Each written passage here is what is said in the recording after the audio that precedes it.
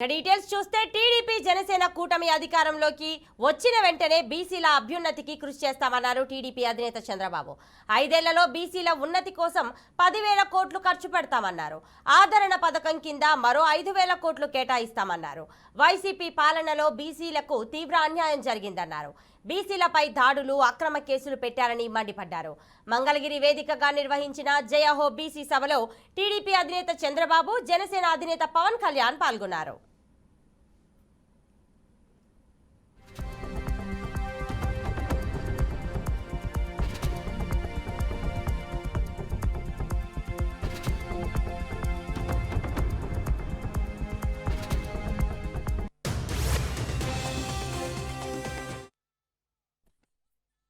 ఇదొక historical day. చరిత్రలో, తెలుగు జాతి చరిత్రలో చిరస్థాయిగా లిఖించదగ్గ రోజు.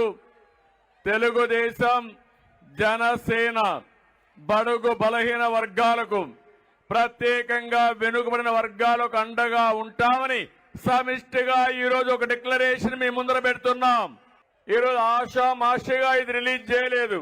40 సంవత్సరాలుగా బీసీలకు అండగా ఉన్న పార్టీ తెలుగుదేశం పార్టీ. 10 సూత్రాలతో బీసీ డిక్లరేషన్ తీసుకుని మీ దగ్గరికి వచ్చాం.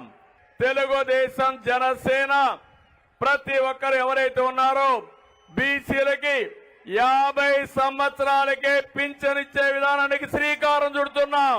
ఇప్పుడుండే పింఛన్ మీరు ఒక్కసారి గుర్తుపెట్టుకోండి. రేపు రాబోయే రోజుల్లో ఈ 3,000 పింఛన్ని 4,000 రూపాయలు ఇచ్చే బాధ్యత తెలుగుదేశం, జనసేన తీసుకుంటాం. ఇదొక హిస్టారికల్ డే.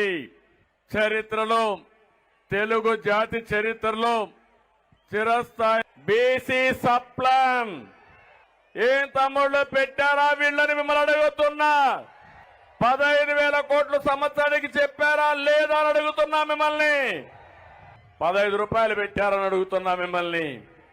కానీ ఈరోజు మేము ఒకటి ఆలోచిస్తున్నాం. సంక్షేమ కార్యక్రమాలు ఇస్తూనే సంపద సృష్టించే మార్గం మీకు చూపించాలనే ఉద్దేశంతోనే సబ్ ప్లాన్ ద్వారా 1,50,000 కోట్లు 5 సంవత్సరాల్లో పెట్టే బాధ్యత మాది. సంవత్సరానికి 30,000 కోట్లు చొప్పున 5 ఏళ్లలో 1,50,000 కోట్లు పెడతామని చెప్పి కూడా మీకు తెలియజేస్తున్నా. రిజర్వేషన్ ఉండాలి.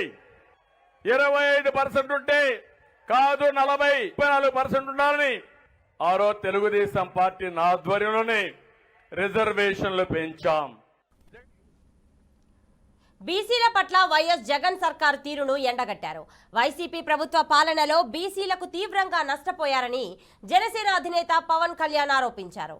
కూటమి ప్రభుత్వంలో బీసీలకు న్యాయం జరిగేలా చూస్తామన్నారు. కేసులు పెట్టారు. వైసీపీ పాలన వచ్చినప్పటి నుంచి దాదాపు 23 నుంచి 26,000 మంది బీసీల పైన కేసులు పెట్టారు. 300 మంది బీసీలని చంపేశారు. ఇక అచ్చెన్నాయుడు గారు లాంటి బీసీ నాయకుల మీద ఎలాంటి దాడులు జరిగినాయో లోకేష్ గారు చెప్తున్నట్టుగా గుంటూరు జిల్లాలో జరిగిన సంఘటన, అమర్నాథ్ గౌడ్ అక్కని ఏడిపిస్తా ఉంటే అడ్డుకున్నందుకు వైసీపీ నాయకులు చెరుకు తోటలోకి తీసుకెళ్లి పెట్రోల్ అంటించి చంపేశారు. చాలా హృదయం కలిచివేస్తుంది. పట్టించుకునే వాళ్ళు లేరు, మాట్లాడేవాళ్ళు లేరు.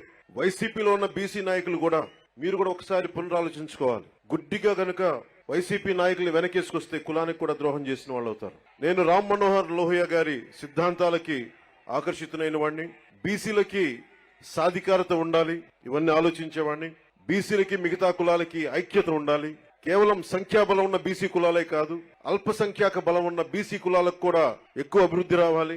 బీసీ కులాలన్నిటికీ ఎంతసేపు యాచించే స్థాయి నుంచి శాసించే స్థాయిలో బీసీ కులాలు ఉండాలి మనస్ఫూర్తిగా ఆకాంక్షించేవాడిని, కోరుకునేవాడిని. బీసీ కులాలు భారతదేశపు సంస్కృతికి, సాంప్రదాయాలకి వెన్నెముక. బీసీ కులాలు లేని సమాజం, బీసీ కులాలు లేని భారతదేశం మనం ఊహించుకోలేం. భారతదేశం సంస్కృతి, సాంప్రదాయాలని కాపాడుతుంది మెజారిటీ బీసీ కులాలే కాపాడుతా ఉన్నాయి. వైసీపీ